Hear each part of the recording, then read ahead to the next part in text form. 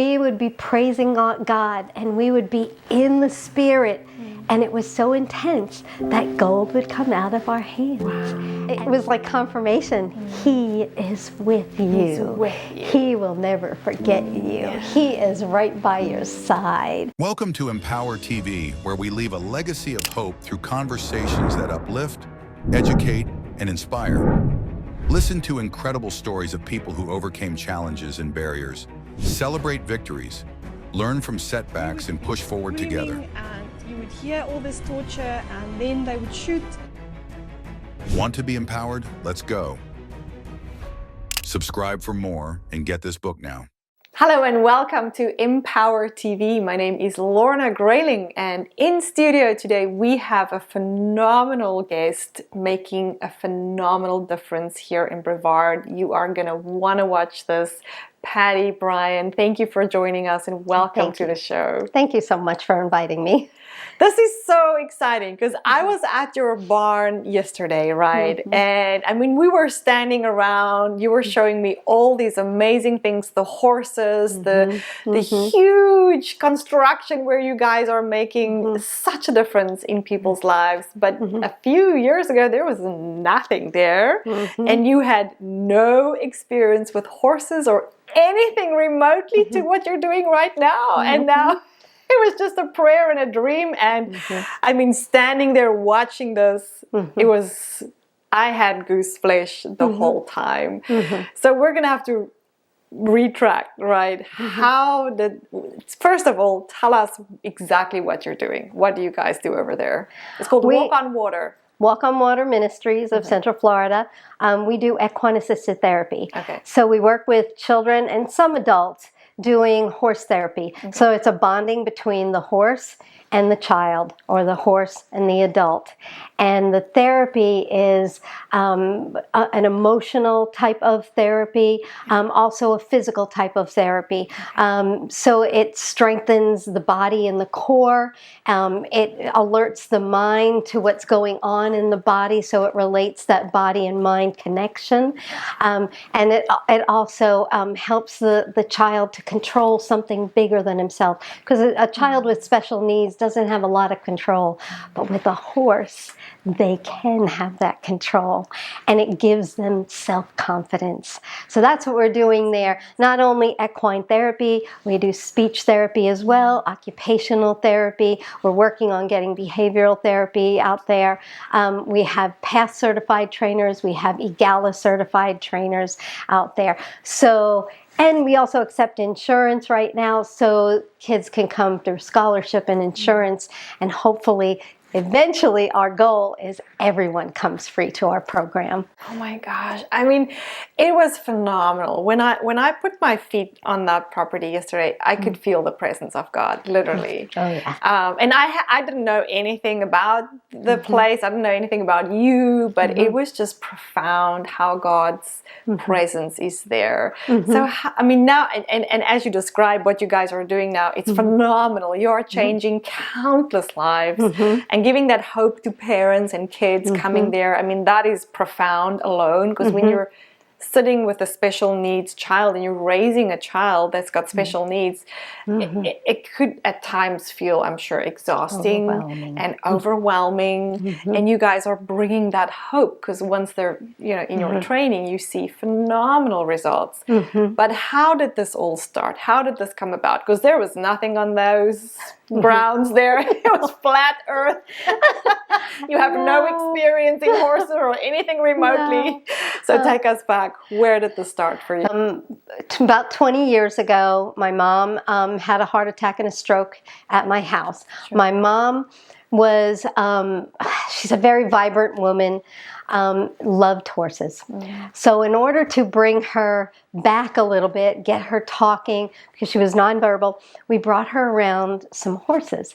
And her first word, because a horse stuck his head inside the car, was whoa. And I thought, oh, we got something here. Wow. And I was already in cardiopulmonary therapy.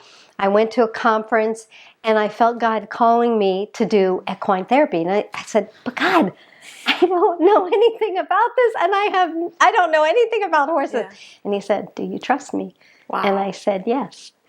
And oh my goodness, when you say yes to God, hold on. It is the most amazing thing because everything starts coming to you. He provides for your needs according to his riches and glory, and you can see it on the ranch. It's not an absent thing. It's not something that just, popped out of the air. It's physical. It's the physical things that he's done on the ranch, how he's built it, how he's taught me to do all of this, because I still don't ride. I don't ride horses. I have no experience with horses. It's all for the kids. It's all for these families. And we see 4,000 people a year. That's including families, the people who come to tour our ranch. People come from out of state. We have a sister city program in Cocoa, and we have kids from Israel coming over for camps. We do camps at the ranch. We have families that come for counseling. So it's an all-inclusive program to meet the needs of our community in Brevard County. We've been around for 20 years now, and God continues to bless it and bless it. There are teams that come out and work on the ranch, and they do projects like put up fences and help put up buildings and clean up the ranch for us. We have in-kind donations. People just donate and will show up. Okay, story. Gotta tell you a story. Yeah, because I love stories. Everything there has like a profound, miraculous story of how it came about, right? Yeah. Like every single building and every single structure. I mean, I was amazed. But yes, tell me. Okay, so one story. I didn't tell you this yesterday. So we got on the ranch and purchased the ranch. And there was this house on there, and we thought, we'll make it into a respite house or a Bible study house. It's going to be great. Well, it collapsed. And we thought, so what are we going to do with this? And a group came out and said, we can charge you $12,000 to take this house away. We thought, we can't afford that. Can you take 3? And they were like, sure, we'll take 3. You're a nonprofit. I said, okay, great. We don't have any money. So you don't have 3. we don't have 3,000, but God will provide. So we were working on the ranch, and here comes a car up to the front, and they start walking up, and they hand us a check. God told us to give you this. No way. These people are from Colorado, and they give us a check. Just drove to the ranch. Just drove to the ranch. With a check in hand. People are starting to drive to the ranch, and they're handing us checks. Wow. And we're like, oh my goodness. All of a sudden, by the time the group came to demolish the house, we had $3,000. That is incredible. And it's amazing how God provides for your needs according to his riches and glory. It's amazing. Other stories, when we went to build the barn, we were asking for $1,000 donations for each stall. One of our volunteers had designed the barn. So we had all of this money. We had nobody to build the barn. We were all busy. It was, we thought, okay, we need a barn. We have 10 horses. We have nowhere to put them. And all of a sudden, COVID hit. We're thinking, oh no, now we have no money. We have to use this money for this. And we have nobody to build the barn. But all of a sudden, people started coming together because they had time. And the barn got built within a few months. And we already had all the money to build it. Not only that, because it was COVID and people were asking, what can we do for you? What can we do for you? Trucks were pulling up to the ranch with donations of hay and feed and all kinds of things. We had a truck come from Virginia, and it was a box truck full of feed and hay and supplies for us that lasted us pretty much through COVID. It was amazing. God provides. God is so good. Yes. Oh, wow. Yes. So, but your faith is profound. I mean, it's miraculous. When I sat with you yesterday, you have story after story where you were literally, you have a dream from God, you have no means or experience to do it, and, things just start happening, right?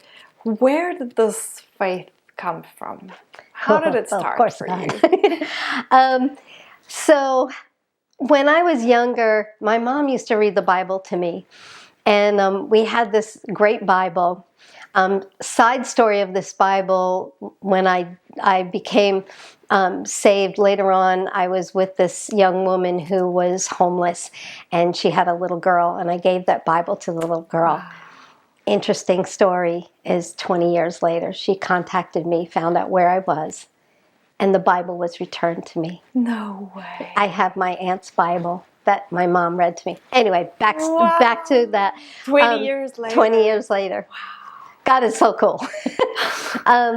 Anyway, so I started going to church by myself at around 10 years old, joined the choir at this First Baptist Church of Calvary Baptist Church in my neighborhood. Next door neighbors were Christians, and they would send the Bible bus around to pick me up every Sunday. Through high school, left the Lord. College, God put me with Christian friends all the time. And I wasn't a Christian then. I wasn't saved, but God was still working on me. Wow. And then I met my husband. And I met him the first day I moved down to Florida. He is an amazing Christian man. And he said, I know you New York girls, you need to get saved. And I said, okay. And he started taking me to church. And I heard this sermon from Len Turner, and it was about Jesus and about salvation and forgiveness, and I just felt God just jumping out of my chest going, you have to go down front, you have to get saved. Wow. And I walked down front, and a lady named Cindy led me to the Lord, and she said, God told me I need to mentor you, and she mentored me for 12 weeks. I knew nothing about the Bible. Ever since then, God has been working on my life. And He's put me in positions where I could help people, where I could lead, where I could teach His Word. And I can't get enough of His Word. I can't get enough, teaching people about it and telling people and giving them the hope that I have. Yeah. Because it's an amazing hope. You see that and you're like, oh, we're going to be in heaven someday. It's like, it's going to be great. You got to come with me. You got to come with me. Exactly. You got to come. It's going to be great. But that's how it's gone for the last, 40 to 43 years. But you're amazing because you have this fire inside of you. And I believe it's because you've tasted and seen that the Lord is good, right? Yeah. You've seen the goodness of God. Amazing. But I'm sure there must be times in your life where God gives you a dream, because I know you work a lot with dreams. You told me yesterday that God gives you this dream and vision, and then you just move with it, like then you just trust Him. But I mean, are there ever any times that you look at this and think, like, how am I gonna ever, do you just have the faith for it, or does it come by walking in obedience? Like, how does this kind of faith comes for you? So sometimes when I doubt, because everybody does, I have to go to the Word. I have to go to the Word when I'm sad, when I'm, discouraged, when there's somebody who doesn't like me. I have to go to the Word. And I told you this yesterday. God has given me this as confidence in Him. And He said, I am your daddy. You are my daughter. I am the king. You are a princess. I have carved you in the palm of my hand. I will not forget you. I love you. And I have to go back to all of that scripture and say, okay, what's next? And I have to wait. Sometimes I have to wait. I'm not patient. I like to, when somebody tells me to do something, especially in God, it's like, okay, I'm going to do this. You're sending me out. I'll go you therefore because you told me to go you therefore. I will do whatever He tells me to do because I feel like I've been made from the dust of the earth to do this specific thing. And when you find it, it's the most amazing thing. Yeah. When you find what you're supposed to do, it's like, oh, God made me for this. And it feels like that's your life. When I go back to the dust and I'm with Him, it's like I can say, I did what you told me to do. You gave it to me and I found it. Yeah. Find it. If you haven't found it yet, pray, find it. Because when you find it, it's the most wonderful thing in the world to find what Jesus had for you to do. Amen. and such fulfillment in it, because I can see it in you, this incredible fulfillment, right? It just, by being obedient. I love what you're saying about going back to the Word. Like when you feel you might be stuck, or when you're lacking faith, or when you're sad, or when someone speaks badly about you or doesn't like you, like that's a big thing that people struggle with, right? Yeah. And just to go and confess what God says about you, and to know that you're never alone, like just the value of that. Wow, that's profound.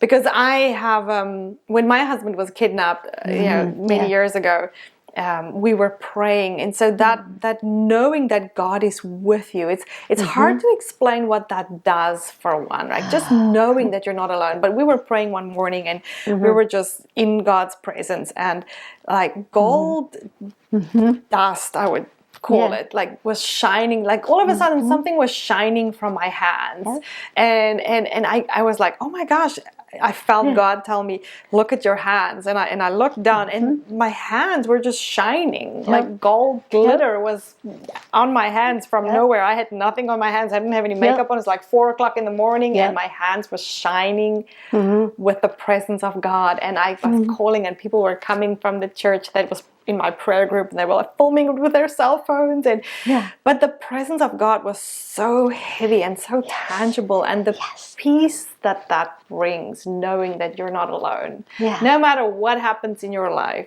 you are not alone. Just knowing that like takes that fear out of things. It just takes everything else out around you, because you know, like, my daddy's got me, like you're saying, he's my daddy, he's got me. And we talked about that yesterday when I was part of Project Restoration, Rejoice Ministry. We danced all over the country. We danced in Israel 3 times. We would be praising God, and we would be in the Spirit, and it was so intense that gold would come out of our hands. And it was like confirmation. He is with you. He's with you. He will never forget you. He is right by your side. And I remember that as being such a wonderful thing, to have that confirmation that God is with you. You know, that doesn't just happen. You know, you don't just walk down the street and gold comes out of your hand. Comes out no, of your you know, people don't have that. No. That's when you're praising the Lord, and you're totally in the Spirit, and you don't see anything else around you. You don't see people around you. You don't see anything else around you. You are actually standing at the foot of the cross. You are standing at the throne of God. You're kneeling, you're dancing, in His presence. In His presence. Yeah. It's and wonderful. He's in yours. Yes. I think back, and so when that happened to me, I had a lot of Christians tell me, like, well, that's weird, like that shouldn't, like, what is that? They didn't believe it, even though we had it on film. Like, people don't want to believe it, right? And I had to go back into the scriptures and see, okay, but where did this happen in scripture, right? And I was able to get back to where Moses was on the mountain in the presence of God, and he came back, and his face was shining, right, with the glory of God. And so I would think maybe that what we had was like a mild portion of that shine, that presence of God. And look what He did with God. Like, they took the Israelites into their new promised land. So many miracles. So where the presence of God goes in front of you, the road is paved. You just have to walk on it. You just have to go with, right? In obedience.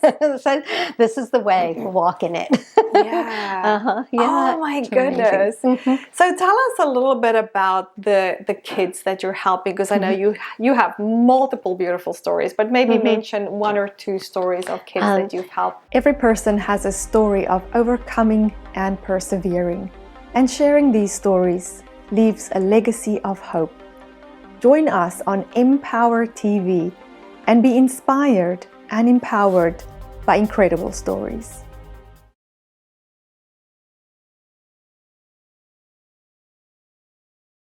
So we have one child that came into our program. He was from Ukraine. And the children in the Ukraine, when they're given up to an orphanage as babies, they stay in cribs for 2 to 3 years. They don't get to walk. They get fed periodically they get changed periodically. When he came to us, he could not walk because his legs were not functional. So he would come to us every week, and we would put him on the horse and stretch his legs out because his hip flexors were not working well. So just that movement of stretching his hip flexors out were helping him, because he'd be on the horse for about 45 minutes. And was helping him to make his hip flexors more functional. Goodness. So by the time he was 10 years old, and he was with us for about 5 years, I guess, his mother came and drove him up to the ramp and said, I wanted to show you something. And he got out with his crutches and he walked up the ramp. And we just started crying because he could walk. And he'd been with us like 5 years. And just that amount of time with the horse. And she said, this is what helped him. This is the therapy that helped him to walk. We've had other kids. We had an adult. And he was 30 years old. Came to us with autism, nonverbal. His mom said to him, or said to us, said, he will not go around any animal. So we're going to see if this works. So we brought him around one of our horses, and all of a sudden he was petting the horse, and he was, looking at the horse, and after a few times at the ranch, he got on the horse. He started riding the horse. About 3 months in, he started hugging the horse, and his mom started crying. And she said, I have never gotten a hug from him. Wow. Then after a while, he would come in. He would spend time in the stall with the horse, grooming the horse. And he started speaking. He was talking to the horse. He was verbalizing, I love you. It was the most amazing thing. Oh my goodness. He went into our Special Olympics program. He showed in Special Olympics. He is now 36. He's not with our program anymore. He works a job. That's amazing. He's not with the horse anymore. The horse has passed. But he works a job. He can speak. He's not throwing fits at home anymore. He's a miracle adult. This is an adult who has never hugged his mom and hasn't spoken until this time with the horses. Oh my goodness. Gave him confidence to do that. I have other stories. I have lots of other stories. That is phenomenal. We've had blind children in our program. We've had children that were deaf in our program. We've had kids that have been abused. I think I told you this yesterday, we've had one girl who was in juvenile justice because we do service learning and community service hours. So she was 17. She was, her parents weren't together. Her mom was kind of kicking her out of the house. She wanted to get her mom's attention, so she stole from the mall. Oh. She got caught. She was 17. She was underage. They called us and said, she likes horses. She wants to do a community service with you. I said, okay, that's great. So she came, and I thought, golly, she's a smart girl. She was going to Edgewood and everything. I said, what do you want to do with your life? You don't want to do this. And she said, well, I want to be a doctor. And I said, okay. I said, what else can you do? And she said, I want to do websites. I said, really? I said, so come to my house. I said, come to my office and let's see what you can do. And she was able to make us a website. Oh my God. Our first website. So she said, I want to go to college, but I don't have any money. I said, okay, so let's do a FAFSA for you. So we did a FAFSA for her. I wrote letters to UF because that's where she wanted to go. She got a full scholarship. Oh my goodness. So she went to UF. Wow. She changed her major to law. So she went to pre-law. She graduated. We visited her. We spent time with her. She came back. She spent time with us.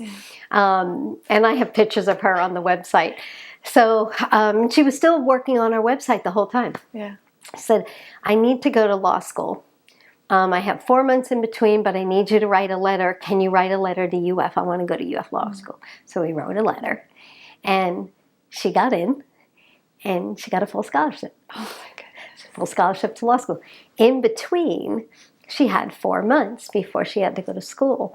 She was Jewish, and they have heritage trips for Jewish students. And I said, why don't you go? I said, we're going to be over there at the same time as you're going. I said, let's write a letter and go. We wrote a letter, and we got some support for her, and she went on the heritage trip. Wow. So in between, she got to do that.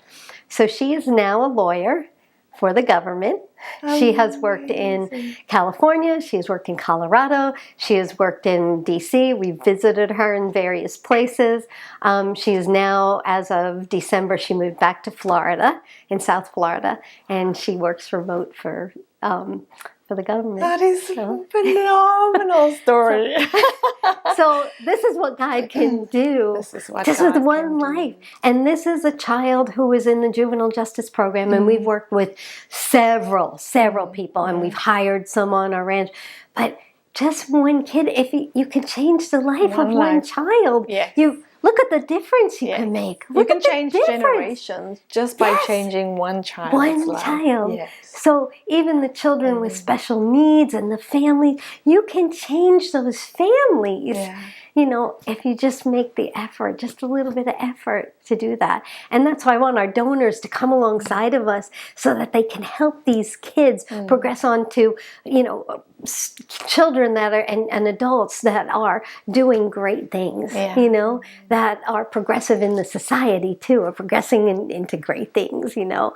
So I'm hoping that we have a great turnout for all of our events that are coming up. Yes, absolutely. And they're all on your website, so people can go and have a look on there. Patty, lastly, because we're having such a great conversation, but we are out of time. But you have a beautiful story of this one boy. I know you have a little bench outside with his name on. Tell us the story of that young man and the horse and that whole thing. It was so profound how God just orchestrated that. So this young man came to us when he was young, and he was working with Relly. Our horse Relly is a half-linger pony, and he was able to ride Relly. I know Mary Beth wouldn't mind saying Tyler's name, because Tyler is just an amazing child. He had autism, and he wasn't verbal. So we would work with him on the ground, and we worked with him on the horse. And as he grew, he wasn't able to get on the horse anymore. So he would come every Saturday with his dad, and he would walk the horse around the arena, and he would groom the horse, and that was his session. But he loved Relly. Oh, he spent so much time with Relly. So one morning, he was about 22 years old at that time. We had gone up the field on a Saturday morning, and we found Relly laying down, and we thought, well, you know, we'll call the vet and we'll see what's going on with Relly. And the vet came out and said his legs are, her legs are already necrotic. We're going to have to put her down. So we put Relly down, and we buried her. And I called Mary Beth, and I said, don't bring Tyler out today. I said, this is what happened. I said, we need to find a way to tell Tyler. And she said, he's in the hospital. This was during COVID. They won't let me see him. He's nonverbal. What can I do? I said, call the police, have them escort you up, and tell them that he's nonverbal. You have to be there with him. So she did. And, it was a few weeks later, she called me back, and she said, Tyler has passed. Sure. And I was stunned. I thought, no, he's 22 years old. He can.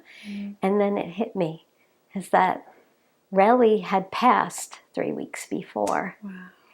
And Relly was in heaven. His horse was in heaven. And now he's in heaven with his horse. He doesn't have autism. He could ride his horse. Look what God did. Yeah. God put his horse there first. And nothing was wrong with Relly. She was 34. She was a great horse. But God brought them together. Isn't God such a good God to do such a that? good God. And it was wonderful. So every year we have a fall festival, and it's to benefit the Tyler Chance Scholarship Fund for Autism. It's our scholarship fund for children with autism that come to our ranch and slip through the cracks and don't have insurance. We only make about $5,000, so we can only support a few children a year. That's why we want donor support as well. If you come to the ranch, you can see this beautiful swing that Tyler's parents donated with a plaque on it for him so that we can remember Tyler in everything we do. And we loved him. We still love him. I can't wait to see him again, and he's riding rally. This is beautiful. I feel like just the light that Tyler is still bringing in his absence through the fundraisers that you're doing, through the scholarships that you're providing for more kids, through his legacy. Yes. I mean, it's just beautiful. Oh Thank my you. gosh. Patty, you've been amazing. Thank you so much for joining us today. And we're excited to be working with you. And we hope to see hundreds of more lives, thousands of more lives changed through your program. For another 100 years. Yes. Thank you.